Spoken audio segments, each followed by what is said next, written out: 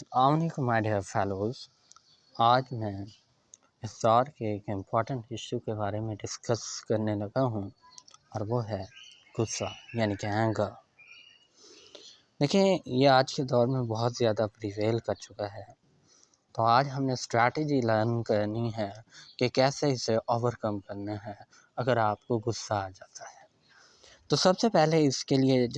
ہمیں کاز پتہ ہونی چاہیے کہ ہم لوگ اینگر کیوں ہوتے ہیں، اور اس کے بعد جو ہے ہم اس کے ٹریٹمنٹ کی طرف چلیں گے. تو دیکھیں، غصہ سمپل ہے کہ آپ لوگوں کے پاس، ہم انسانوں کے پاس ہمارے جذبات اور احساسات کو بیان کرنے کے لیے الفاظ نہیں ہوتے. ہمیں شروع سے یہ ہنر سکھایا نہیں جاتا، بلکہ جب بچہ چھوٹا ہوتا ہے اور وہ بول رہا ہوتا ہے، وہ باتیں بتا رہا ہوتا ہے، تو اسے یہی کہا جاتا ہے چپ کرو چپ کرو. اور ایون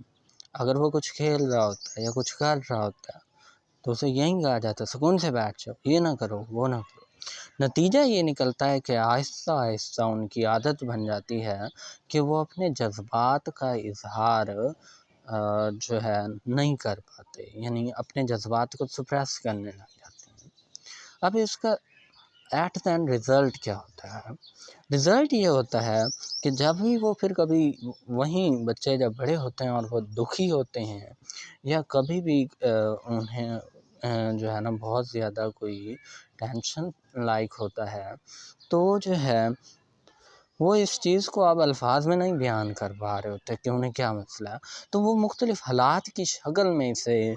بتاتے ہیں. لائک بہت زیادہ کبھی غصہ کرتے ہیں، کبھی جو ہے نا بات انہیں لڑائی تک پہنچانی پڑتی ہے اپنی بات کا اظہار کرنے کے لیے، اور کبھی کبھی بہت زیادہ اپنے آپ پر ڈپریشن طاری کر کے دکھانا پڑتا ہے، اور کبھی کبھی اپنے آپ کو جو ہے نا سب سے بالکل وہ الگ کر لیتے ہیں. اب دیکھیں، جب بچہ رہنے کر رہا ہوتا ہے، رو رہا ہوتا ہے، تو اس سے یہ سکھایا جائے کہ وہ بتائے وہ کیوں رو رہا ہے، یہ زیادہ بیسٹ ہے. اب ایک فرض کر لیں کہ ایک بچہ ہے اور وہ بار بار کہہ رہا ہے میں کھانا نہیں کھاتا، میں کھانا نہیں کھاتا. دیکھیں، اس کی نسبت اگر اسے یہ سکھایا جاتا کہ وہ کہتا کہ آپ لوگوں نے میرے بہن بھائیوں کے سامنے میری بے عزتی کی ہے، مجھے ڈانٹا ہے، اس وجہ سے مجھے اس بات کا دکھ ہے اور میں کھانا نہیں کھا رہا،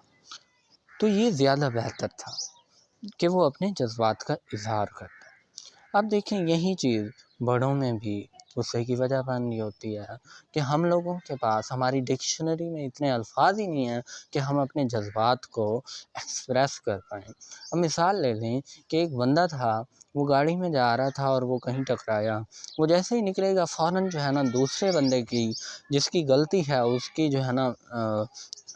دم بجا دے گا، اچھا خاصا اسے ڈانٹ لگ جائے گا، اور جو ہے نا اسے گالیاں دے گا، ایون کبھی کبھی بات لڑائی پہ آ جاتی ہے.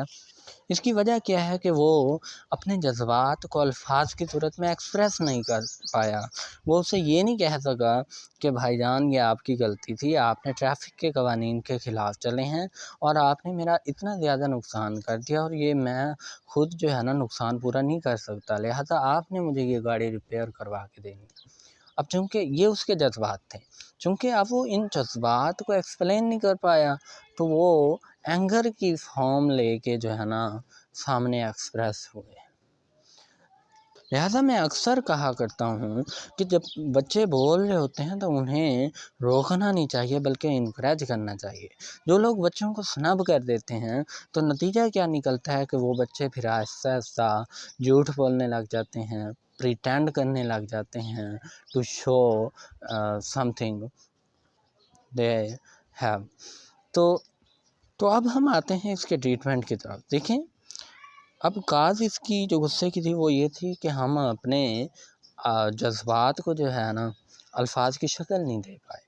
تو جب بھی آپ غصہ ہوں یا بہت زیادہ ایموشنل ہوں تو just think for the reason کہ آپ کیوں ایموشنل ہیں، آپ کیوں غصہ ہیں، اور پھر جس چیز کی وجہ سے آپ غصے ہیں، کسی بندے کی یا اس کے بارے میں اس سے جو ہے نا اپنے الفاظ کی شکل دینا شروع کریں. یعنی اس بندے کو بتائیں کہ یہ جو ہے نا مسئلہ ہے. نہ کہ آپ سارا دن جو ہے نا اور ہم پر غصہ کر کے دکھاتے رہیں کہ آپ کہ جو ہے نا ہرٹ ہیں آج یا کچھ آپ کو ایشو ہے۔ باقی دیکھیں ایز اے مسلم ہم دیکھیں تو ہمارا دین اسلام جو ہے وہ ہمیں غصے کی ٹائم حرکت کرنا سکھاتا ہے کہ اگر آپ بیٹھے ہیں تو کھڑے ہو جائیں،